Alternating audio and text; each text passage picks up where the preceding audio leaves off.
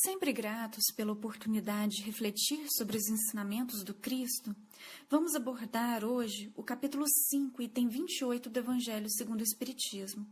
Eis aqui um trecho. Minorai os derradeiros sofrimentos quanto o puderdes, mas guardai-vos de abreviar a vida, ainda que de 1 minuto, porque esse minuto pode abreviar muitas lágrimas no futuro.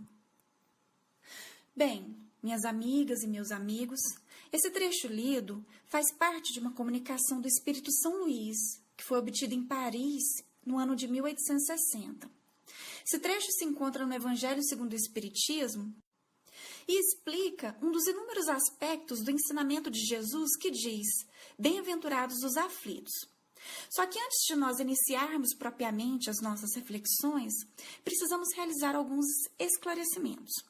O nosso propósito aqui hoje é tratar dos princípios gerais que regram a temática do valor do sofrimento para o espírito. E para isso nós vamos nos valer principalmente dessas orientações fornecidas na codificação, analisando mais a fundo o que o Espírito São Luís quis dizer e tentando entender como é que essas palavras nos ajudam a compreender melhor a bem-aventurança lecionada por Jesus ali no Sermão do Monte. Então, nosso objetivo básico é responder como e por que suportar o sofrimento até o fim é não somente um benefício, mas também um dever, tanto para aquele que sofre, como também para aqueles que o amam, que o acompanham, a exemplo de seus familiares. É óbvio, meus irmãos, que essa temática é delicada, implica questões profundas e polêmicas de bioética, de biodireito, envolvendo tópicos como, por exemplo, eutanásia passiva, ativa, ortotanásia, distanásia, e até mesmo outras questões, como a antecipação do parto de fetos anencéfalos. O que nós queremos deixar claro aqui? Que esses tópicos escapam ao nosso objetivo aqui de hoje. E, para quem quiser se aprofundar em questões mais específicas, mais práticas, como essas que nós exemplificamos aqui, nós recomendamos que assista às palestras públicas da Caville que tratam do assunto. Feitas essas considerações, nós podemos iniciar o nosso estudo recapitulando a explicação básica dada pelo Espiritismo para os sofrimentos da humanidade. Nesse sentido, são úteis os esclarecimentos que são feitos pelo espírito da codificação chamado Bernardino, que estão contidos ali no item 27 do capítulo 5 do Evangelho segundo o Espiritismo. Ali, esse benfeitor explica para nós o seguinte: já vos temos dito e repetido muitíssimas vezes que estáis nessa terra de expiação para concluirdes as vossas provas e que tudo o que vos sucede é, notem o destaque do Bernardino, consequência de vossas existências anteriores, são os juros da dívida que tendes de pagar. Nós podemos perceber aqui, meus irmãos, que esse benfeitor da codificação põe em evidência o papel da lei de causa e efeito, a qual, ao mesmo tempo, fundamenta a existência dos nossos sofrimentos, mostra o porquê que existe sofrimento na Terra, porquê que as pessoas sofrem, e ao mesmo tempo mostra que essa dor, seja individual, seja coletiva, não confronta o sistema de justiça de Deus, que é perfeito. Quem dá causa ao sofrimento, em verdade, somos nós mesmos. Então, quando nós vemos alguém sofrendo, nós sabemos que essa pessoa está sofrendo porque ela causou isso, seja por meio de uma ação, seja por meio de uma omissão, e seja também na presente existência, seja nas anteriores. Contudo, o espírito Bernardino adverte no trecho que nós acabamos de ler que, se por um lado nós sabemos que existe essa lei de causa e efeito, não podemos nos valer dela para julgar aquele que sofre. Então, por exemplo, quando nós vemos alguém em sofrimento, a nossa atitude, conforme o benfeitor nos mostra e enfatiza para nós, deve ser não a de julgar, mas a de ajudar na medida de nossas possibilidades. Nós não podemos simplesmente nos acomodar e nos mostrarmos indiferentes perante aquela dor, aquele sofrimento do outro, pensando, a pessoa realmente merece passar por isso e pronto, ela que aguente sozinha. Esse espírito da codificação nos mostra que a atitude correta é justamente a contrária. Notem só como ele destaca essa questão. Não digais, pois, quando virdes atingido um de vossos irmãos, é a justiça de Deus, importa que siga o seu curso. Dizei antes, vejamos que meios o Pai misericordioso me pôs ao alcance para suavizar o sofrimento do meu irmão. Vejamos se minhas consolações morais, o meu amparo material, os meus conselhos poderão ajudá-lo a vencer essa prova com mais energia, paciência e resignação. Aqui fica claro para nós que não nos cabe avaliar se o nosso próximo precisa seguir adiante ou não com aquela provação ou expiação. Não nos cabe precisar quanto tempo é necessário que a expiação dure. E a bem da verdade, se colocarmos a mão na nossa consciência, nós jamais teríamos condições de fazer essa avaliação com justiça.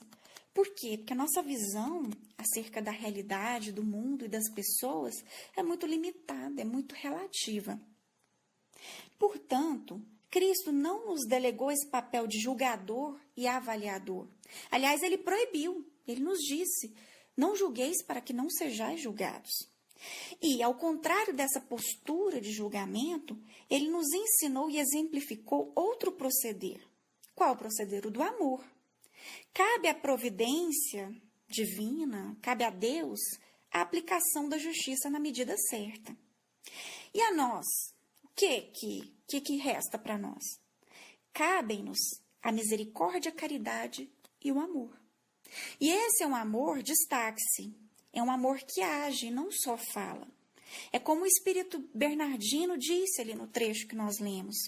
Trata-se do amor que se mostra presente por meio de consolações morais, de conselhos e também, por que não, por meio de provisões materiais, que são aquelas provisões que alimentam, acolhem, agasalham quem está sofrendo, no caso, quem está passando por uma doença terminal. E o Espírito Bernardino conclui, depois de expor essas ideias, e ele fala o seguinte: todos vós estáis na terra para espiar, mas todos, sem exceção, deveis esforçar-vos por abrandar a expiação dos vossos semelhantes, de acordo com a lei do amor e da caridade. Então, nós vemos aqui esse benfeitor mostrando para nós, primeiro, uma constatação básica. Nós estamos aqui para expiar alguma coisa. Nós não somos ainda espíritos puros, estamos num planeta de provas e expiações, portanto, é óbvio que estamos expiando ou sendo provados em algum aspecto. Entretanto, ele nos destaca qual que deve ser a nossa postura em relação ao sofrimento dos nossos irmãos, que é aquela que já expusemos aqui. Ou seja, não é de julgar e falar cada um com o seu sofrimento, cada um merece isso mesmo e pronto. Sim, nós estamos passando por sofrimentos aos quais demos causa. Entretanto, nós temos um dever. E é um dever que decorre da lei mais básica que fundamenta todo o cristianismo, que é a lei do amor, a lei da caridade. E esse dever é justamente o qual? O de auxiliar, o de suavizar, o de abrandar os sofrimentos do nosso próximo. O que o Espírito Bernardino está nos apontando aqui é que nós podemos ser instrumentos da misericórdia divina para tornar mais suave o fardo do nosso irmão. E concordando com ele, o Espírito Emmanuel, mais tarde, nos ensina por meio de uma frase célebre, que Deus responde e auxilia as criaturas não de modo milagroso, pelo menos não de modo sobrenatural, como as pessoas podem encarar o milagre. Mas ele dá essas respostas de maneira, às vezes, sutis. E por meio de quem? Das próprias criaturas. Então, é o que o Bernardino destacou para nós. Nós podemos ser o instrumento que Deus vai utilizar, que poderá utilizar, para poder responder à prece de um irmão, por exemplo, que pede por ajuda porque está enfrentando uma situação muito penosa. E cabe a nós nos disponibilizar para sermos usados, por assim dizer, nesse sentido, em nome e em cumprimento da nossa lei máxima, que é a lei do amor. Portanto, mais uma vez enfatiza-se aqui, não nos cabe verificar se o sofredor já está pronto ou não para sair daquela situação penosa. Não nos cabe julgar se aquela pessoa já saldou a sua dívida, se a expiação já está boa, se precisa continuar. Isso cabe a Deus. A nós fica reservado o papel de seguir de perto os passos do nosso mestre. Que, aliás, foi o que o apóstolo Pedro nos incentivou a fazer ali na sua primeira carta, capítulo 2, versículo 21. Ou seja, cabe a nós estender a mão, fazer o possível, auxiliar, em resumo, amar. E disso aqui decorre o principal tema, o principal tópico da nossa conversa de hoje. Será que abrandar a expiação do nosso próximo, conforme o benfeitor Bernardino nos aconselhou, será que isso significa abreviar a vida de quem padece de uma enfermidade incurável? E é aqui que entram as sábias palavras de outro benfeitor que contribuiu com a codificação, que é o Espírito São Luís.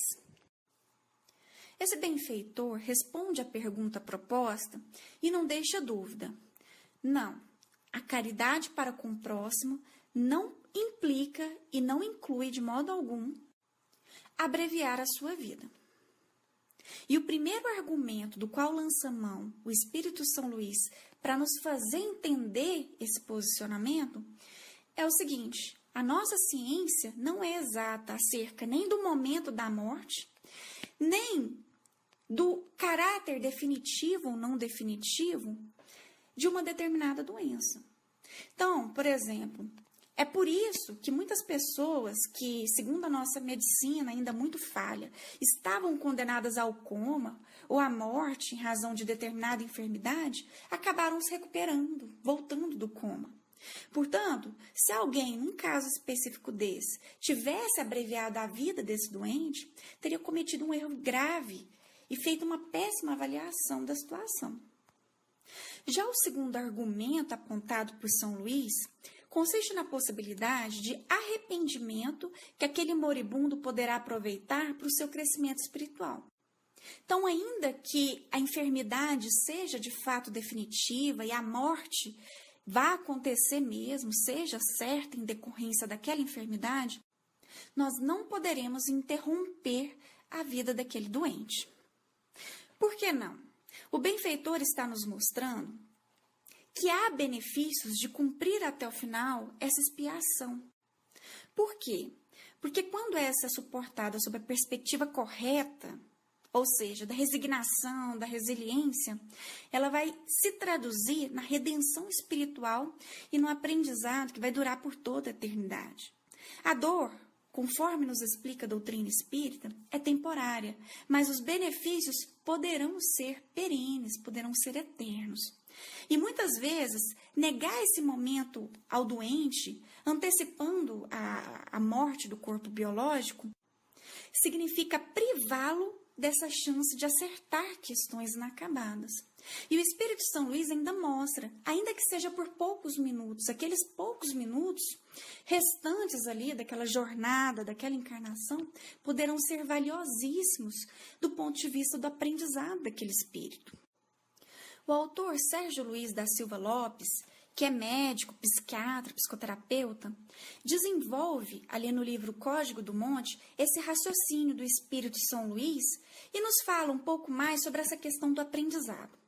Esse estudioso nos aponta, explica muito bem que a experimentação do sofrimento e da dor, em verdade, capacita o espírito, que é imortal, a desenvolver uma característica que é fundamental para todo cristão. Que característica que é essa? É a empatia. Essa é uma virtude que se liga umbilicalmente ao amor. Por quê? porque é impossível amar de fato se nós formos indiferentes às necessidades e aos padecimentos do nosso próximo.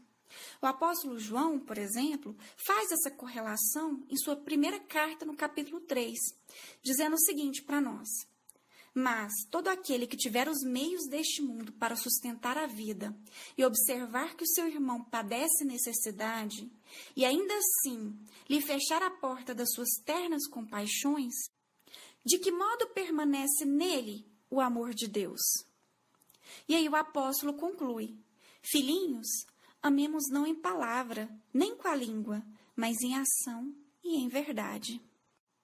O apóstolo João focou aqui no seu texto a situação de um irmão que está passando por privações materiais, por exemplo, dificuldades financeiras. Contudo, o princípio contido nesse trecho pode ser aplicado à situação que estamos estudando hoje, porque traz em seu bojo justamente a empatia. Essa capacidade de sentir, de perceber a necessidade do outro e, mais do que isso, de fazer algo a respeito. Não basta perceber, é preciso agir, é preciso amar em verdade e em ação. E a conclusão não pode ser outra.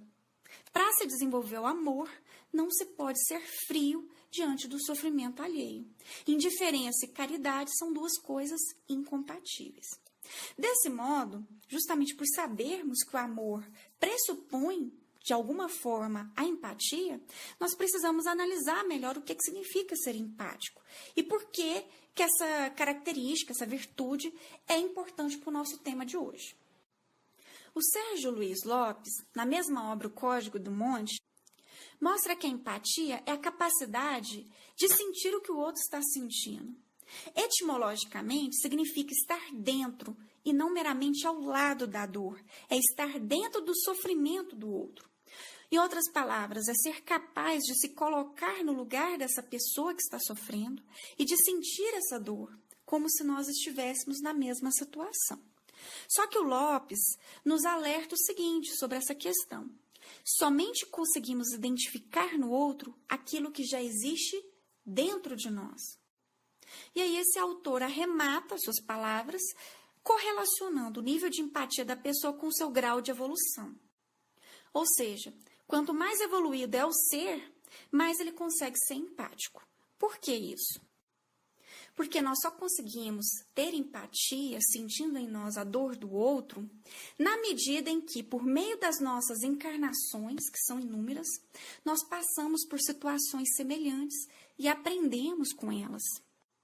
Quanto mais o ser é capaz de extrair boas lições de cada circunstância de suas vivências, mais equipado ele se torna para, quando vê outras pessoas em situações semelhantes, conseguir não ser indiferente. E o Sérgio Luiz Lopes explica isso do seguinte modo: essa é uma das finalidades da reencarnação, proporcionar vivências suficientes para que tenhamos a capacidade de achar em nós as experiências que nos farão experimentar empatia com os outros. Daí a importância de passarmos pelos acontecimentos da vida, a necessidade da dor e dos tropeços, muitas vezes.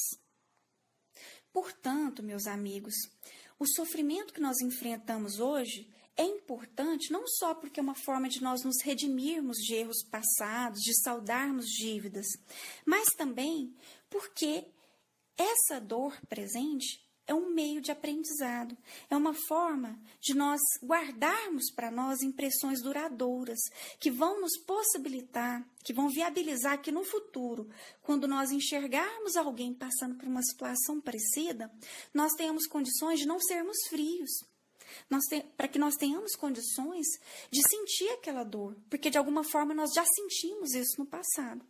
E aí, esse sentimento de empatia vai nos mobilizar a agir. Ou seja, a amar não só em palavras, não só em conceitos, mas também em ação. Portanto, o sofrimento de hoje nos ajuda a amar melhor durante o amanhã, porque nos capacita para sermos mais empáticos. E um dado importante levantado pelo Sérgio Luiz é o seguinte, que essa empatia não se constrói somente por teoria. ela é desenvolvida pelo Espírito, é uma virtude espiritual que pressupõe necessariamente a experiência. Mas para que o registro dessa experiência de fato seja benéfico e se some ao nosso patrimônio moral, por assim dizer, é preciso que nós saibamos enfrentar a situação dolorosa com resignação, aceitando o que não pudermos mudar no momento, não reclamando, não culpando os outros e tentando extrair da melhor maneira possível o aprendizado daquela circunstância. E como que esses esclarecimentos acerca da empatia nos ajudam com o nosso tema de hoje? Ora, essas palavras do Sérgio Luiz reforçam o segundo argumento do Espírito São Luís, que nós lemos na comunicação anteriormente. Ou seja, antecipar a morte de um irmão que está sofrendo, interrompendo a sua vida de maneira desnatural, por assim dizer, retiraria dele não só a oportunidade de ele saldar adequadamente as suas dívidas espirituais, mas também isso se traduziria numa privação de uma chance de aprendizado, numa chance de desenvolver a resignação e, é claro, a empatia. Portanto, a conclusão que nós extraímos aqui é que a caridade em face de um doente terminal passa longe de abreviar a sua vida. Significa aplicar aquilo que o Espírito Bernardino nos ensinou ali no Evangelho segundo o Espiritismo, ou seja, fornecer uma palavra de consolo, de amor, ou então até mesmo prover as necessidades materiais do doente, por exemplo, por meio de um tratamento médico adequado. Amar aqui é fornecer uma ajuda sincera para o enfermo conseguir enfrentar aquela expiação e provação até o final, com mais paciência e resignação, tornando para ele mais fácil enfrentar aquilo, aprender com aquela circunstância e no futuro ter condições de crescer espiritualmente e desenvolver empatia e se fortalecer em amor. Um último ponto que precisamos mencionar aqui hoje, meus amigos, é o seguinte: a escolha de abreviar o sofrimento do outro, interrompendo a sua vida, é, na verdade, um ato de egoísmo, de demonstração de interesse mais consigo próprio do que para com aquele que está sofrendo. Tomemos como exemplo os parentes de um doente em estágio terminal. A doença, para o enfermo, é uma expiação. Só que esse sofrimento não é exclusivo do doente. Ele atinge também todos aqueles que amam essa pessoa, que está ali moribunda num leito de hospital. Todos acabam sendo provados porque aqueles que acompanham o doente acabam tendo o dever moral de acompanhá-lo até o final. E isso exige coragem e fidelidade. E quando se abrevia a vida da pessoa, quando se interrompe desnaturalmente a vida do doente, todos acabam perdendo com essa situação. Por quê? Porque todos acabam sendo privados da oportunidade de desenvolver a resignação, a empatia e de aprender com aquilo, de enfrentar aquela situação da maneira correta. O espírito André Luiz, ali no livro Vivendo o Evangelho, fala sobre esse assunto e nos explica o seguinte: alivie com o recurso possível o desconforto do irmão que se despede da romagem terrestre. Olhem só o destaque do André Luiz agora. Mas não alegue compaixão para lhe abreviar a vida, pois quem age assim desconhece a misericórdia de Deus, recua diante da aflição alheia e, mais do que amor ao próximo, o que tem é amor a si mesmo. Aqui, meus irmãos, a lição é clara. O verdadeiro amor não interrompe a vida do outro e não pode servir de desculpa ou de máscara para um ato que desconsidere as necessidades do próximo, levando em conta somente o interesse pessoal egoísta de se livrar, por assim dizer, do dever moral de continuar acompanhando aquele doente até o final. Esse verdadeiro amor, na verdade, tem que ser corajoso e ajudar o doente a enfrentar também com coragem aquela situação dificultosa. O amor, a coragem, a fidelidade aqui significa não interromper a vida, mas se manter firme com a pessoa até o final, fazendo aquilo que o Espírito Bernardino nos disse, ou seja, consolando, aconselhando, auxiliando materialmente em tudo que for possível. É isso que o Espírito São Luís quis dizer quando nos falou para poder minorar, tanto quanto possível, suavizar os sofrimentos do enfermo. Mas tanto Bernardino, quanto o André Luiz aqui, quanto São Luís, são unânimes em afirmar que a abreviação da vida do doente é contrária aos princípios cristãos. Alegar compaixão, dó, caridade ou qualquer outra coisa para poder interromper logo a vida do doente é, na verdade, uma tentativa de encobrir o sentimento egoísta de querer se livrar do sofrimento pessoal que decorre de ter de presenciar o sofrimento de quem amamos. E aqui, meus amigos, é importante que nos lembremos da definição de amor fornecida pelo apóstolo Paulo em sua primeira carta aos Coríntios, ali no capítulo 13. Ele deixa claro nos versículos 4 a 8 o seguinte: primeiro, que o amor é longânime, ou seja, esse amor não desiste. Segundo, esse amor não procura os próprios interesses, em outras palavras, não é um amor egoísta. Ele também suporta todas as coisas, espera todas as coisas, persevera em todas as coisas. E aí, ao final, o apóstolo conclui o seguinte: o amor nunca falha. Isso se aplica diretamente às reflexões de hoje e nos mostra que, por mais dolorosa que possa ser a expiação do doente, bem como a aprovação dos seus familiares, o caminho apontado pelo Cristo e que foi reforçado pelo apóstolo Paulo é o amor. Então, meus amigos, confiemos nessas palavras. O amor nunca falha. Com base nele e tendo confiança na justiça e nos desígnios de Deus, nós podemos, sim, suportar todas as coisas. Foi também o apóstolo Paulo que nos mostrou em sua carta aos Filipenses, capítulo 4, versículo 13, que para todas as coisas nós temos força em virtude de Deus, que nos confere o necessário poder para suportar e continuar. Essas lições servem, obviamente, tanto para o doente que está ali na cama do hospital, em vias de morrer, por assim dizer, quanto para os familiares que estão ali igualmente sofrendo por verem o ser amado naquela situação. Bem, minhas companheiras e meus companheiros de estudo, nós terminamos aqui as nossas reflexões de hoje. Todos nós estamos cercados de sofrimento. Tenhamos, pois, em mente esse poder do amor.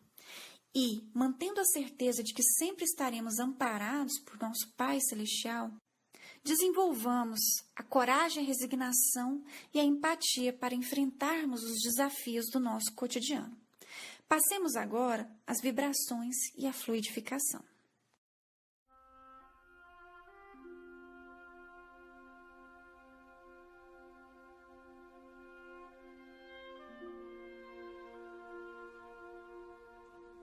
Vamos, neste momento, voltar nosso pensamento ao nosso Pai e ao nosso irmão Jesus. E, com o auxílio da espiritualidade maior que aqui se encontra, vamos abrir nossos corações em prol de nossos irmãos. Vamos vibrar por todos que, de uma forma ou outra, conectaram-se nesta rede de luz e oração em busca de auxílio. Vamos mentalizar os nossos inimigos, pedindo que encontrem a paz. Vamos vibrar por nosso país, por nosso planeta e todos os recantos do universo. Pelos animais, para que sejam amados e respeitados por nós, humanos. Por todos os nomes que desfilam em nossa mente neste instante e precisam de auxílio. Por todos os nomes que estão escritos em nossa irradiação fraterna.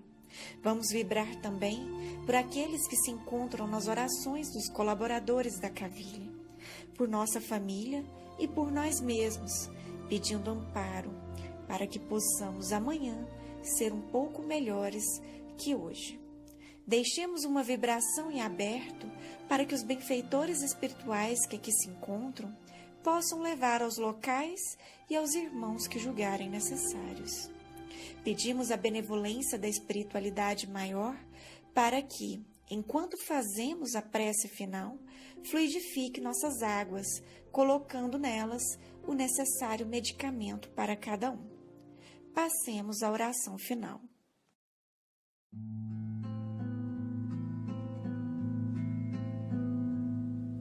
Oração de São Francisco de Assis.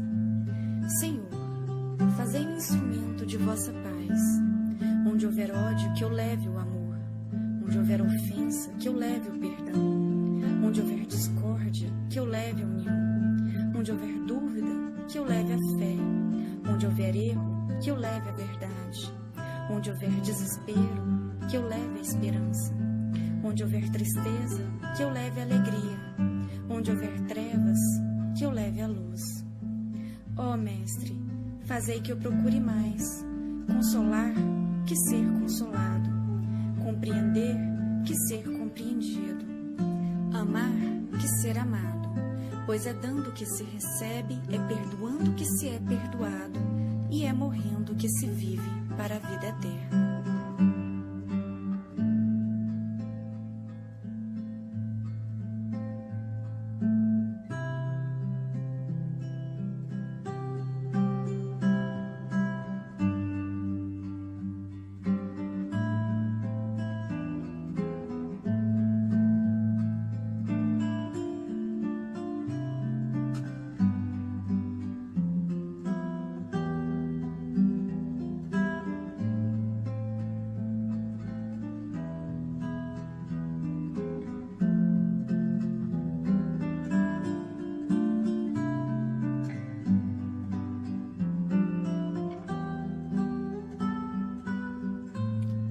Assim seja.